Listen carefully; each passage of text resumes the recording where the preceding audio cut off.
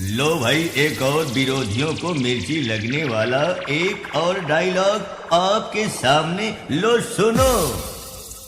माई रे माई हे मोरी माई बोल रहा है कागा, ठोका जा ब्या है बेटवा तो डीजे लइके भागा। क्यों भाई, अच्छा लगा? जरूर अच्छा लगा होगा, क्योंकि ये विरोधियों को जलाने वाला डायलॉग था। Turn up the speaker. DJ Sujoy Mix.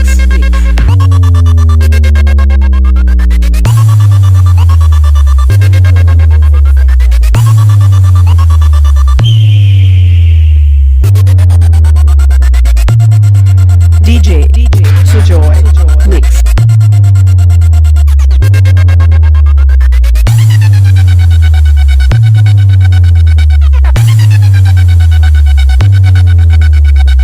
अरे भाई, ये तो ट्रेलर है, पिक्चर तो अभी पूरी बाकी है। लीजिए एक और तगड़ा, तगड़ा नहीं महा तगड़ा।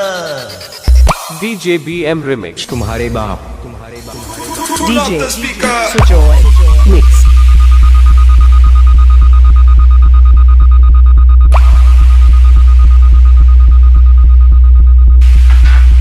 DJ Sujoy. DJ BM Remix DJ Sujoy Mix.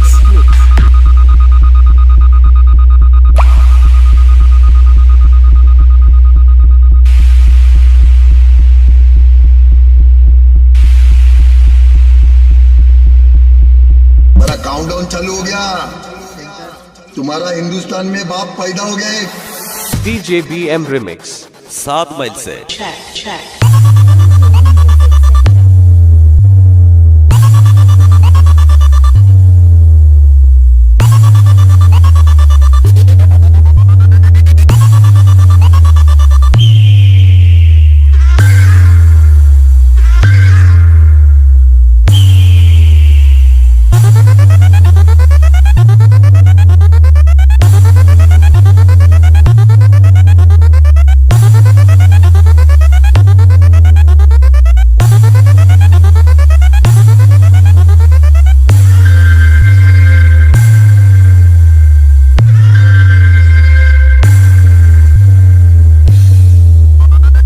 अरे चुप रे चुप छमिया, नशा तो दुनिया करती है रे।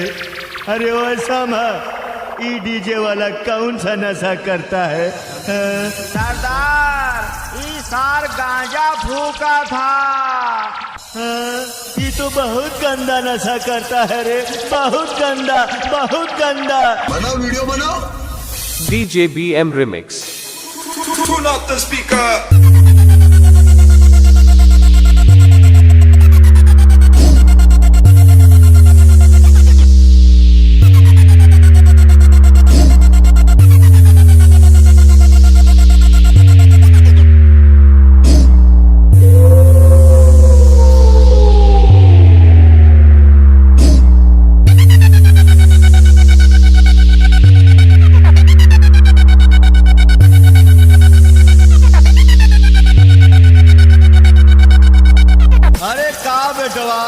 हम तो सोचे रहे कि हमार बेटवा हीरो है, लेकिन तू तो जीरो निकलिया चूतिया सारे। हमरे आगे 2 मिनट नहीं टिक पाया बेटवा। सारे हम तुम्हार बाप ही बाप, नाम याद रखे बेटवा।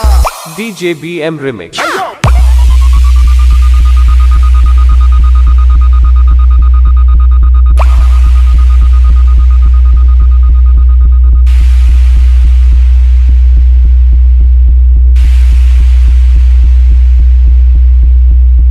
DJ BM Remix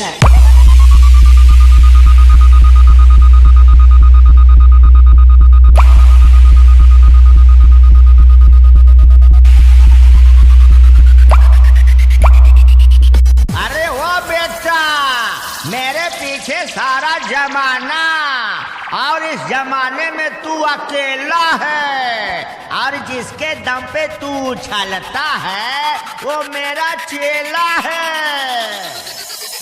DJ BM Remix तुम्हारे बाप। Turn up the speaker.